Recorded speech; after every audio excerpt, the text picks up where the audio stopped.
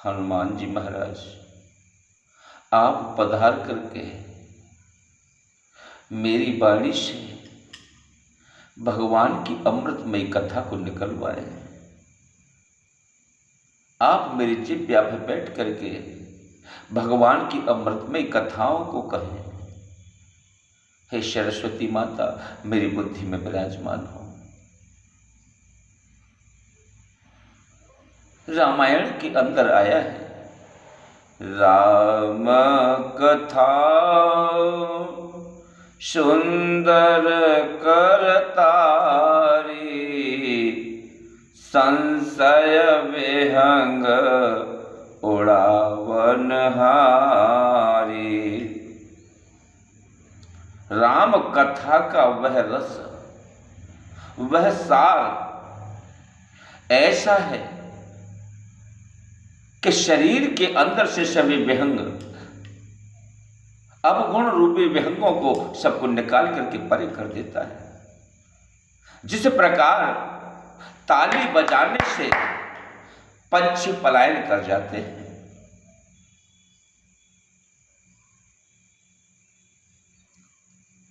रामायण के अंदर प्रिय बंधु एक चौपाई आई है कि तुम सम पुरुष न मोह सम नारी, यह संयोग विधि रचहु विचारी। जब भगवान राम पंचवटी पर पहुंचे तो उस समय लक्ष्मण जी को आदेश दिया भगवान राम ने कि लक्ष्मण जी, आप कुटिया की तैयारी करो, जगह सुनिश्चित करो। तो लक्ष्मण जी ने भगवान की आज्ञा के अनुसार कुटिया बनाने के लिए ब्रह्मा जी को निवेदन किया। ब्रह्मा जी ने आकर के लक्ष्मण जी को एक तलवार दी। उस तलवार से जो वन का झाड़ था, बेहड़ था, उन सबको काटने का नंबर लगा दिया। लक्ष्मण जी तलवार से बड़े के झाड़ों को, झूड़ों को काटते चले जाते हैं, वहां सफाई की। उस सफाई करते समय एक झुंड में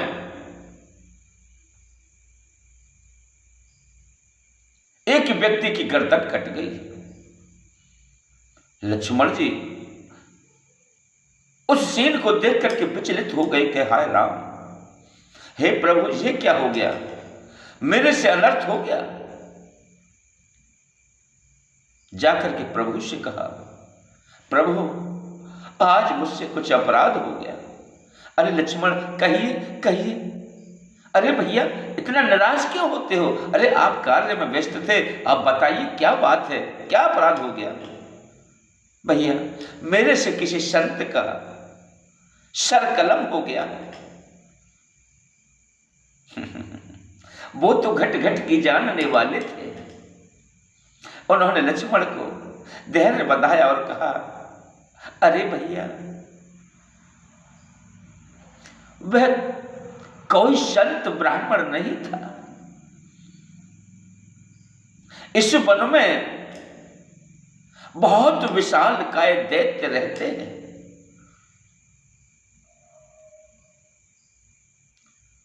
उन दैत्यों में से एक स्त्री है जिसका नाम शूर्पणखा है। उसका बेटा शांब तपस्या में विलीन था। उसका शीश कटा है मेरे भैया, और किसी का नहीं। कोई संत नहीं था, वो राक्षस था। कोई अपराध नहीं किया आपने, आप अपने कार्य को आगे बढ़ाइए।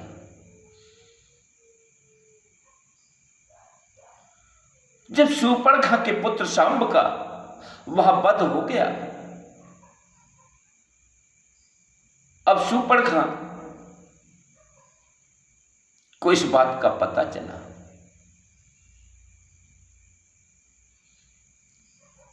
तो उसने संकल्प कर लिया कि एक तीर से 2 निशान मैं साधूंगी। कैसे? एक तो पुत्र के वध का बदला लेना है, दूसरा मैं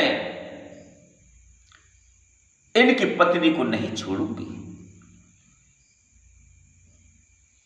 यह सोचकर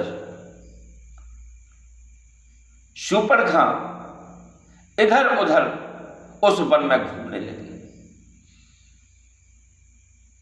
अति सुंदर स्त्री का रूप धारण करके वहां उपस्थित हुई। तो उन्होंने कहा, इस प्रकार से तो बदला पूरा होगा नहीं, अपने भाई रावण के द्वारा क्यों ना मरवाऊं।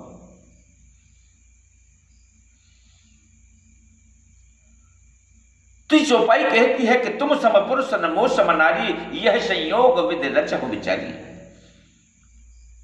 तो कुछ रामायण के पात्र जो कलाकार रामलीला करते हैं उसमें क्या कहते हैं, अरे शूर्पणखा कह रही है, अरे तुम्हारे समान तो कोई पति ना है और मेरे समान कोई दुल्हन ना है, हम दोनों ब्याह कर लें। अरे भाई, क्या राम की पत्नी नहीं थी जो ब्याह करते? क्या शूर्पणखा कुंवारी थी जो विवाह करती? विवाहित थी भाई, उसका बेटा भी था। उसका तो केवल एक ही उद्देश्य था कि तुम सम पुरुषन मोह सम नारी, यह संयोग विधि रचहु विचारी। हे प्रभु श्री राम, आप जिस कारण से इस वन में आए हो, उसी कारण से मैं इस वन में निवास करती हूं। यह परमात्मा का ही संयोग है जो कि हमारा तुम्हारा मिलन हुआ है। तुम सम पुरुष न मोह सम नारी, यह संयोग विधि रचहु विचारी। परमात्मा ने बड़ा विचार करके इस संयोग को रच करके यहां उपस्थित किया है। क्यों? किसमें कारण है कि जिस लक्ष्य के लिए आप अयोध्या त्याग करके इस वन में आए हो और मैं अपना परिवार त्याग करके तुम्हारे पास आई हूं, तो इसमें कारण है कि विधि का विधान है। क्यों? कि आप मेरे बिना अपने लक्ष्य तक आप नहीं पहुंच सकते।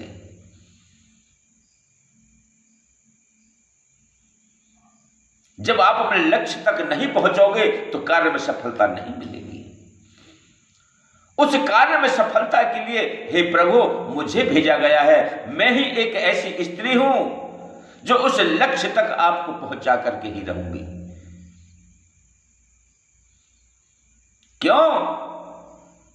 कि जब मेरे द्वारा ये सारी लीला रचित होगी और मैं आपको वहां तक ले जाऊंगी, रावण के पास तक, तब रावण का वध होगा। क्यों? कि उसने मेरे पति का वध कर दिया है, उसका बदला पूर्ण हो जाएगा। अगर आप मारे गए तो मेरे पुत्र का बदला पूरा हो जाएगा। तो रामायण की चौपाई साफ कहती है कि तुम सम पुरुष न मोह सम नारी, यह संयोग विधि रचहु विचारी।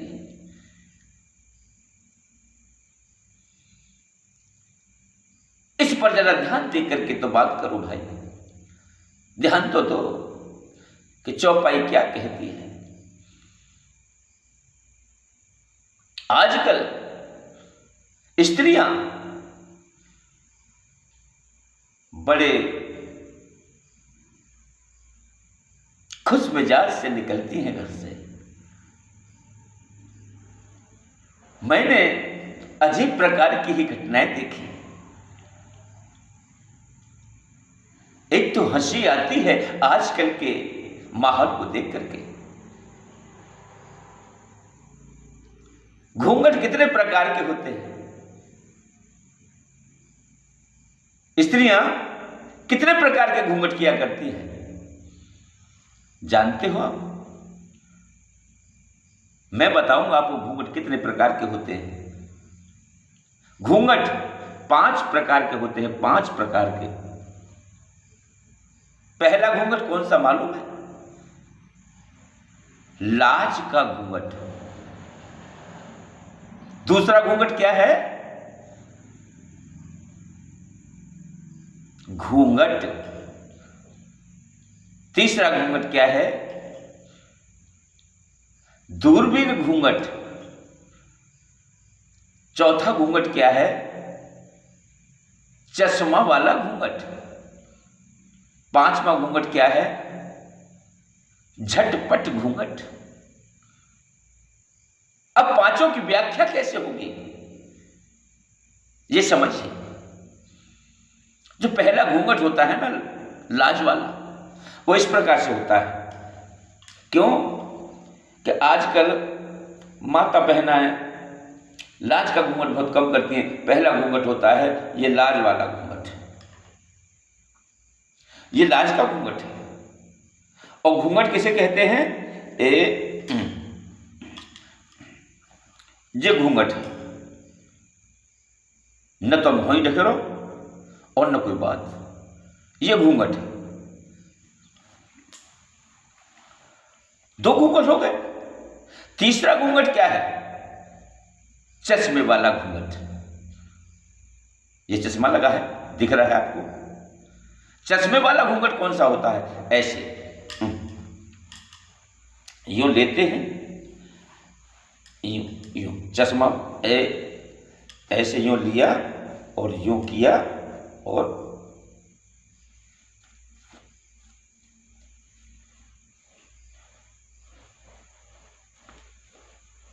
ये चश्मे वाला घूंघट। चौथा घूंघट कौन सा होता है? दूरबीन घूंघट। दूरबीन घूंघट कौन सा होता है? जैसे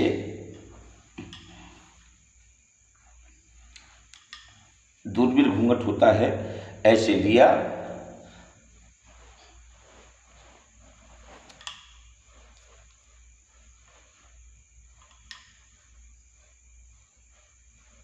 ये दूरबीन घूंघट। प्रिय बंधुओं, घूंघट पत्ता 1, वो घूंघट कौन सा होता है? झटपट घूंघट। आजकल जो लड़कियां होती है ना, ससुराल जाने के बाद में साड़ी पहनना तो पसंद करती नहीं। क्यों? कि उन्हें सलवार कुर्ती चाहिए, मैक्सी चाहिए। यह भारत की परंपरा तो नहीं है।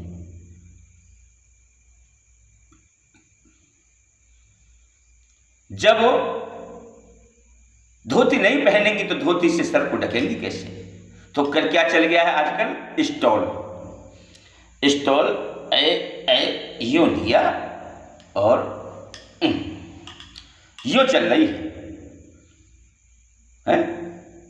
और आए पीछे से जेठ जी, उन्होंने कि भाई अरे हमारे फलाने की छोटी बहू अगा चल रही है, लन्ने खांस मठा। जैसे जेठ जी ने करी तो उनने फट घूंघट करे,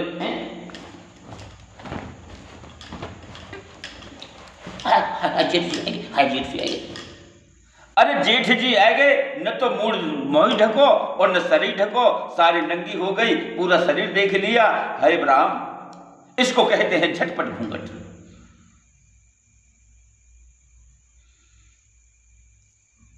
तो प्रिय बंधुओं, ये 5 प्रकार के घूंघट होते हैं।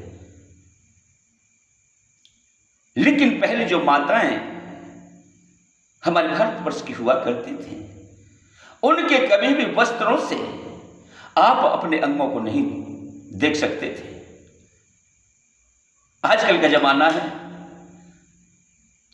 अरे नाय भीतर गुमक रही है, नाय भीतर गुमक रही है, अरे फैशन में दुनिया मर रही है, नाय भीतर गुमक रही है, अरे भीतर गुमक रही है यार तो बाहर चमक रही है, रे फैशन में दुनिया मर रही है, नाय भीतर गुमक रही है।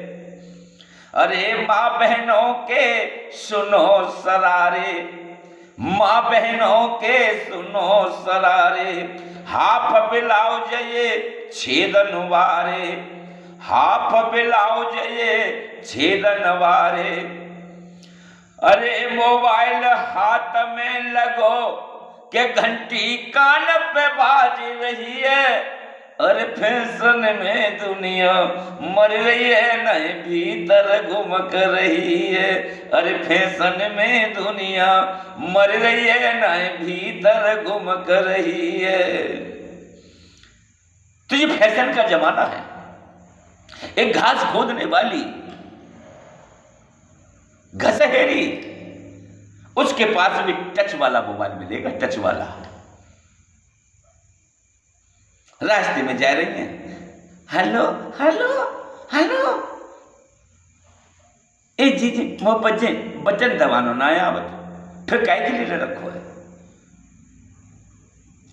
जो जानती है हेलो हेलो ना सुन रहे ने वहां फलाने खेत पे आ जाइयो, सो मैं घास उठवा जाइयो।